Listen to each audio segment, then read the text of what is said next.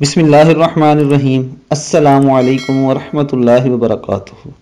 हज़रत जिब्रील अमीन अलैहिस्सलाम बारगाह रिसालत में हाजिर हुए और कहा, जुमे में आप सल्लल्लाहु अलैहि वसल्लम के लिए एक ऐसी उम्दा घड़ी है कि जिसने इस घड़ी में अपने रब्बे करीम से भलाई की दुआ की, अगर इसके नसीब में हो तो अल्लाह पाक इसे अता फरमा देगा, और अगर नसीब में ना हो तो इसके बदले इसके लिए बड़ी भलाई महफूज कर ली जाएगी।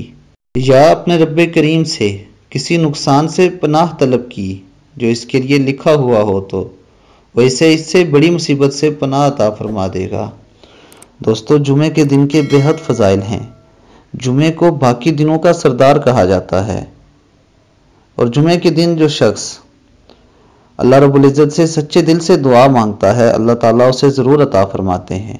इसके साथ साथ जुमे की कुछ सुन्नतें हैं दोस्तों, जैसे कि गुस्ल करना, नाखून तराशना, अपने जिस्म से बालों को साफ़ करना।